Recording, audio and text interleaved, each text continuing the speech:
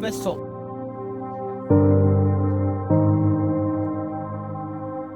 Nicholas is fine there.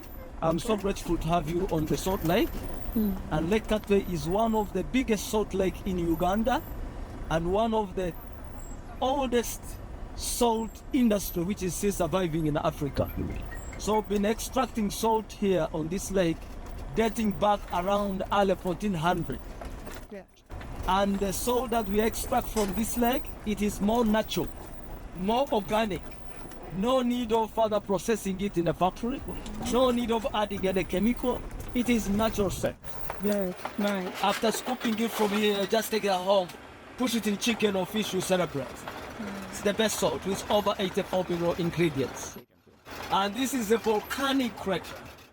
And this volcanic crater, it was formed as a result of volcanic eruption more than 11,000 years ago. So there was eruption here. Much of the materials within this depression were blown off, and this depression was created where we have the salt lake. And 60% of the labor here is provided by women and 40% by men. And we always get salt during the hot days of the year. So in other words, we depend on hot temperatures in order to get salt. Okay. So the first big season of harvesting salt starts from early January, mid-March. Another peak season begins from July to mid-August. So when it's a peak season, Ugandans from all parts of the country, they just come here for seasonal jobs. Okay. Mostly women are attracted to this activity because when they are working here in the peak season, they are able to earn what we call a daily wage and support their families back at home where they come from. How much is the daily wage approximately? Between 20,000 to 30,000 Ugandan shillings. Okay. Yeah, right. Of course, it depends on the hours that you're gonna work down here at the mines. Okay. Please welcome to the lake.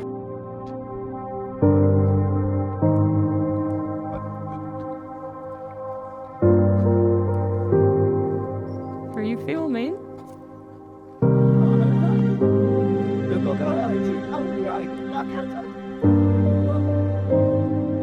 Salt comes from these salt baths, and this water is gotten from the main lake using a channel. Then after collecting it in a small area, then you expose it hot temperatures of the sun. Then the sun hits the salt water, evaporation. I'm a salt miner myself. Oh, and I've been working here for 30 years. And I was born in this community, and my parents have been working here for the last 6 years. I started working here when I was 7 years. I used to accompany my mom to work down here. So I've grown in this kind of environment of salt extraction. But well, the salt that we mine here is natural salt. It's just a free gift of nature, whereby we don't need to put any chemical in the salt, or we don't need to further process it in a factory. After cooking it from here, put it in water, wash it, clean it up, then you take it home, put it in chicken with a taste to celebrate. It's the best salt use in homes.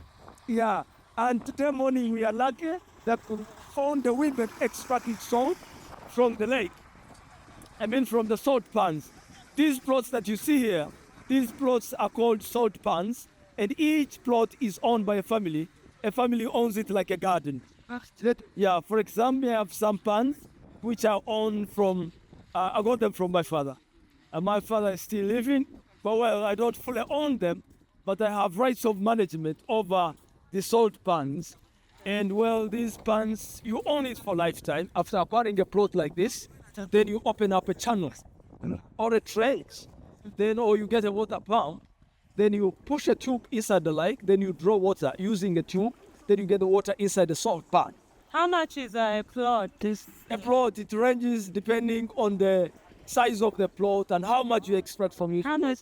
But the cost of buying is between 7 million up to 30 million Uganda shillings. Oh, wow. Yeah, so it's costly to buy because after buying it, you just own it for lifetime. It's your property.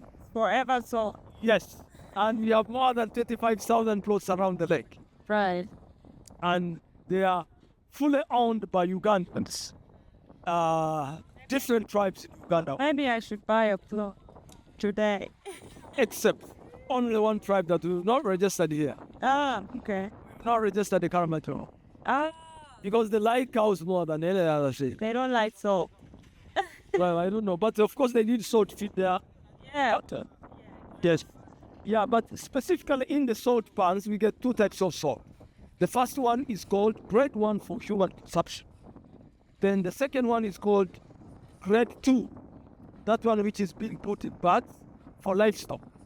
For cows, goats, pigs, all that. For animals. Yes, and then we have another unique type of salt which is extracted from the lake bottom. And that type of salt is used in industry, mostly in textile industries, pharmaceutical industries, soap factories. All that salt is the best used in chemical industries. And that one is extracted from the lake bottom, not from the salt pans. So right now you can see the women, they are already scooping salt from the salt pans. And the salt which they are scooping from there is salt for livestock, for cows, for pigs, for goats. And salt had it formed during the dry season. And those layers of salt that been at the bottom of the same pan. Right now, the women, they are scooping the salt using small metallic tools, and those tools are called scrapers. And those metallic tools make women bend at a reasonable angle that men cannot bend. Yeah, so the back of the women is more flexible and not one of men. So men, they don't bend to the reasonable angle that women bend. Yeah, so you can see the women, they are just bending and using their hands, holding scrapers and trying to scoop salt by trampling that kind of salt in water. Why do they trample the salt within the water? Because they are washing it through mud. When they are scooping it from the water, it's mixed up with black mud, and then after they just use the water to clean up that salt. And this is now a pile of salt which has been scooped from the salt pan, ready to be dried on the shelf side. And then after drying it, it will be packed in bags and then taken to the markets. And a bag of salt, when it goes to the market, it earns like, right now it is between 25 to 30,000 Uganda shillings sold for livestock, which is the best salt. It can cost 30,000 Uganda shillings, a bag of 50 kilograms. Yeah. Right. So the one who have extracted now about 10 bags of salt, you'll be scooping like 300,000 Uganda shillings. It's like 10 bags? Yeah, it will. Yeah, 10 bags. Then the owner will be able to have like 30,000, 300,000 Uganda shillings. If a bag of 50 kg costs like 30,000 Uganda shillings. So that's how much they add up. I should buy a plot. But if you take it in the market in Kampala or in the other market in Uganda, it can go for more prices. It can fetch 50,000 Uganda shillings, depending when you include the cost of transport, taxes, all that. Yeah, find the owner also making a profit of like 10,000 or 15,000. Yeah. Of course, when you go to the market. Yeah. Yeah, of course, this is a kind of business or a kind of work that is supporting the population here. Right. Yeah, because for all these years, my parents have been surviving on this. So, yeah, they have managed to get the money that push us to study. Right. Yeah, they have worked hard. Yeah, but of course, we've had a challenge of some investors who wanted to take the lake away from the custodians, from the local people. The Chinese came here. And they came here after discovering lithium within the lake, and they wanted to push out all the miners from this industry. And our parents were getting a lot of stress. Because When was that?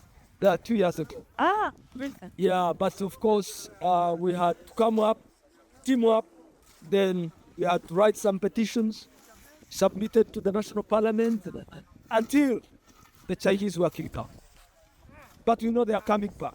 Yeah. You're right. So what we are doing, we are organizing our people into cooperative societies. We form 24 cooperative societies. Then after, we are merging them, make a union. Having a union, we shall have a very big voice to defend this resource. Because this resource, it has no voice. It's voiceless because it's the resource. So we are the oil. Yes, we are the one defend the resource like this. Yeah. Because if it is taken without compensation, we are dying in this place. Yeah, so that's a very big chat.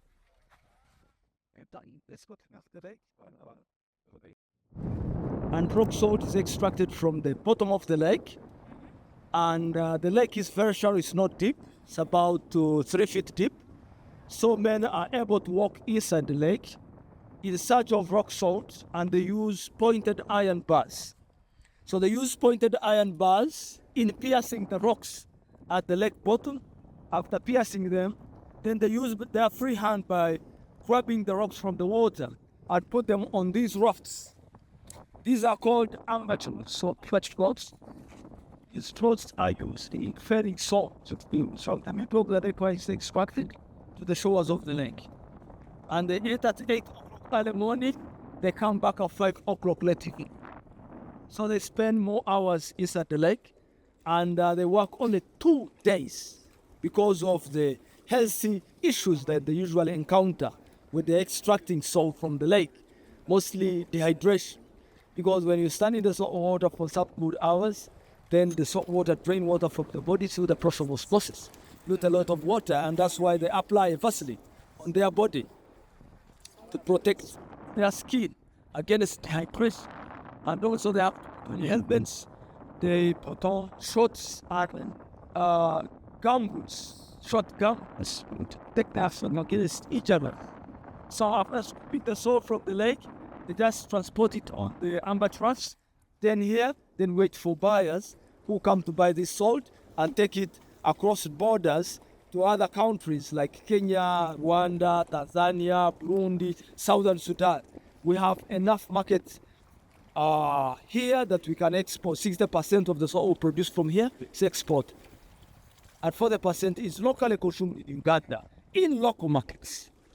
Yeah, you may have seen it in the place where you come from, in local markets. Most of the rock salt, which we usually feed to cows, feed to goats, and we use it in cooking beans at home. Like you want beans softened and not consume a lot of charcoal and firewood, just get a piece of rock salt, push it there. It works as a catalyst. And also we make it when we are preparing ghee, that butter from cow's milk, when we are preparing it into soup. Then we use rock salt to make that kind of soup, which is the best soup to use. I mean, to taste. What's the local name for the soup? It's called the shabwe, it's called the chitama, like that. Yeah, he knows better. Yeah, she goes. No, it's chowder. Yeah. So that's the best one. And when you're preparing it, you cannot prepare it minus rock salt. Yeah. For stirring such until it turns white in color. Then it becomes chowder. Oh, the best. Yeah. So you taste it and yeah. So you just need ghee and rock salt. Rock salt, yeah. Then you get roasted meat. Mm-hmm. Just so cute. Roasted meat, you just cut them very small, and put them in warm water. Then you soften them. Then you put them inside the shabwe. Oh, hello. Then you accompany it with kalo. Yeah. Eh? Then it's World War IV. Most people have been using this salt, like in bathing at home. They just put it in warm water, you bathe at home, and still, much of it you use it in performing cultural rituals, like cleansing homes, cleansing the body, pushing away bad energy in the house. All that, we've been using this salt. But that is another separate part of us, which we don't mention to people. But it has been a separate to us. Yeah. We know what's in the salt. The energy, yes. We know the energy which is in salt. Yeah, but of course, we don't tell everyone. And you like it too. to get this information. Yeah, that the salt is the best, and that's why women use it to bathe agents, even men. Like you put it in different corners of the house, because someone who comes to this room with bad intention, you won't do anything in the home. Yeah, so we've been using it for many centuries in our traditional cultural rituals. Yeah, which part of the country do you come from? Tororo. From Tororo. Yes. It's like, no. Tororo. What was it? Pretty good. Yeah, we had it right from Tororo. It's stronger We had than the salt baths. the regular salt, the white one.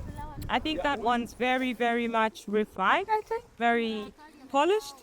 This one, it tastes more natural, more original. Yeah. I'm gonna buy some salt.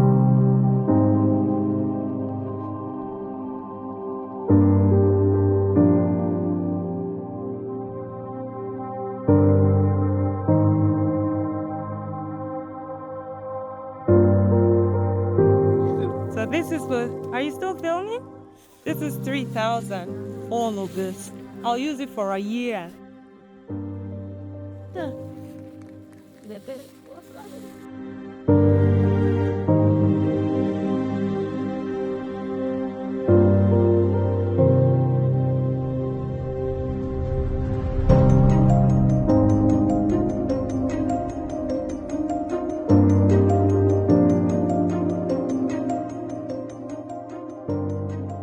If you want to plan a trip to Uganda, we could recommend a very good tour company. Just message us down on the Oasis Outreach website below and we'll get back to you. Thank you.